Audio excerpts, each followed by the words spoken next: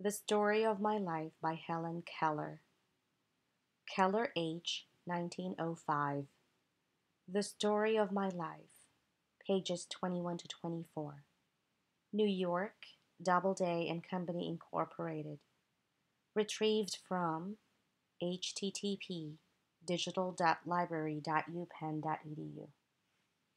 Chapter 4. The most important day I remember in all my life is the one in which my teacher, Anne Mansfield Sullivan, came to me. I am filled with wonder when I consider the immeasurable contrasts between the two lives which it connects. It was the 3rd of March, 1887, 3 months before I was 7 years old. On the afternoon of that eventful day, I stood on the porch, dumb, expectant. I guessed vaguely from my mother's signs and from the hurrying to and fro in the house that something unusual was about to happen, so I went to the door and waited on the steps. The afternoon sun penetrated the mass of honeysuckle that covered the porch and fell on my upturned face. My fingers lingered almost unconsciously on the familiar leaves and blossoms which had just come forth to greet the sweet southern spring. I did not know what the future held of marvel or surprise for me. Anger and bitterness had preyed upon me continually for weeks, and a deep languor had succeeded this passionate struggle. Have you ever been at sea in a dense fog, when it seemed as if a tangible white darkness shut you in, and the great ship, tense and anxious, groped her way toward the shore with plummet and sounding line, and you waited with beating heart for something to happen? I was like that ship before my education began, only I was without compass or sounding line, and had no way of knowing how near the harbor was. Light! Give me light! Was the wordless cry of my soul, and the light of love shone on me in that very hour. I felt approaching footsteps. I stretched out my hand, as I supposed to my mother.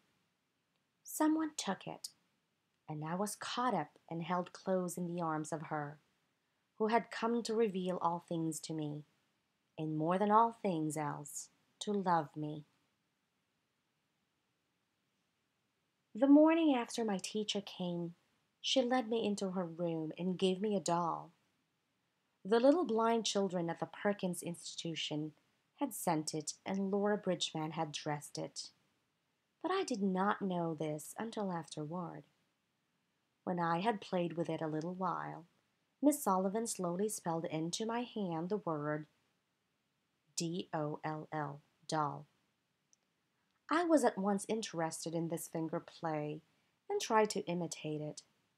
When I finally succeeded in making the letters correctly, I was flushed with childish pleasure and pride. Running downstairs to my mother, I held up my hand and made the letters for doll. I did not know that I was spelling a word, or even that words existed. I was simply making my fingers go in monkey-like imitation. In the days that followed, I learned to spell in this uncomprehending way a great many words, among them pen, hat, cup, and a few verbs like sit, stand, and walk. But my teacher had been with me several weeks before I understood that everything has a name. One day, while I was playing with my new doll, Miss Sullivan put my big rag doll into my lap, also spelled D-O-L-L, and tried to make me understand that D-O-L-L applied to both. Earlier in the day, we had had a tussle over the words M-U-G and W-A-G. Miss Sullivan had tried to impress it upon me that MUG is mug and that WATER is water, but I persisted in confounding the two. In despair, she had dropped the subject for the time, only to renew it at the first opportunity. I became impatient at her repeated attempts, and seizing the new doll, I dashed it upon the floor. I was keenly delighted when I felt the fragments of the broken doll at my feet. Neither sorrow nor regret followed my passionate outburst. I had not loved the doll.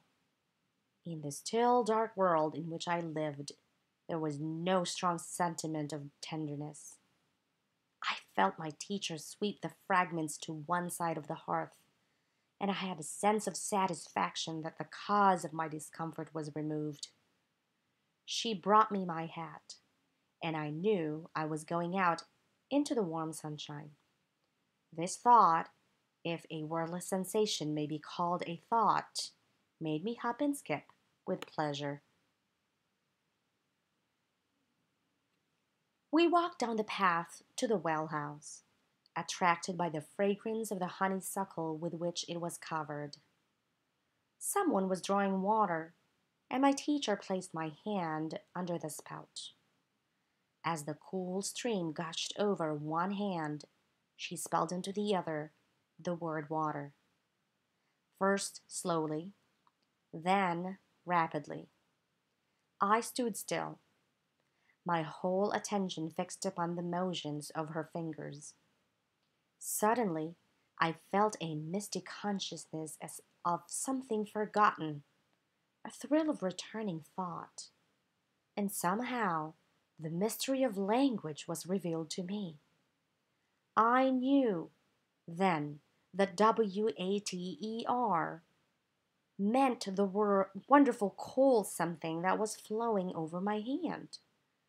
That living word awakened my soul, gave it light, hope, joy, set it free. There were barriers still, it is true, but barriers that could in time be swept away. I left the well house eager to learn. Everything had a name, and each name gave birth to a new thought. As we returned to the house, every object which I touched seemed to quiver with life. That was because I saw everything with a strange new sight that had come to me. On entering the door, I remembered the doll I had broken. I felt my way to the hearth and picked up the pieces. I tried vainly to put them together. Then my eyes filled with tears, for I realized what I had done, and for the first time I felt repentance and sorrow. I learned a great many new words that day.